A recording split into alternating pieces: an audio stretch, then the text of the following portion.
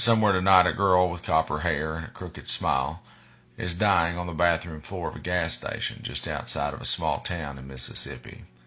She is not a cautionary tale. She is not a footnote in a public policy report. She is not your political pawn. She is someone's daughter, and she was someone.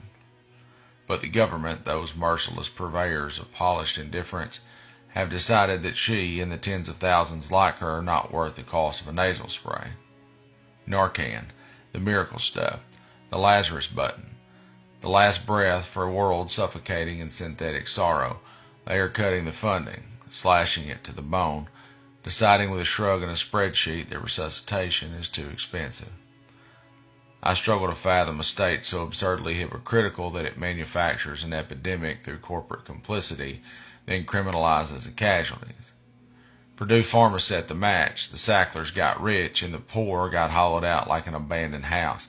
It's the same formula as always. Privatize the profit, socialize the corpse. But this is not just a public health crisis. It is a spiritual dismemberment. It is watching your best friend nod off mid-sentence and never wake up again. It is mothers dragging their sons out of trailer park bathrooms, fathers sobbing into the sleeves of hoodies that still smell like their daughters, and all the while the wolves in Washington hold hearings and speak of border security. They point south and scream fentanyl, while north of their conscience the overdose deaths rise like floodwaters. But make no mistake, this isn't about fentanyl. It's not about safety, it's about control. If they gave a single good goddamn about stopping overdose deaths, they'd flood this country with Narcan the way they flood it with campaign flyers.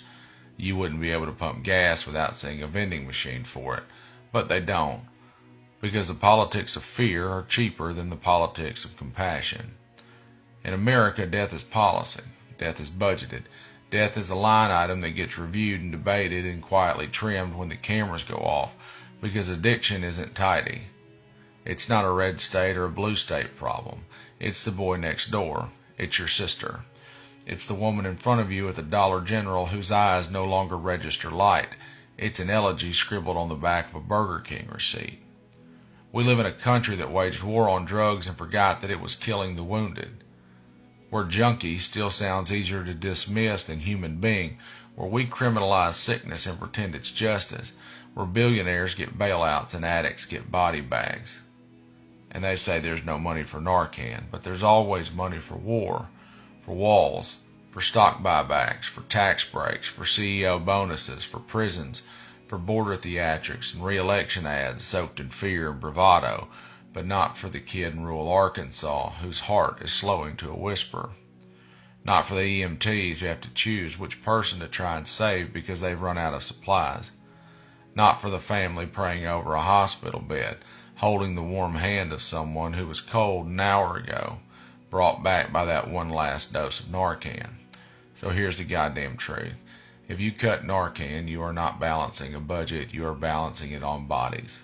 And maybe you'll sleep fine tonight, but some won't. Because all the dark is wolves outside. And some of us are still trying to build a fire, and some are still standing in the doorway waiting for someone to come home. Define still death.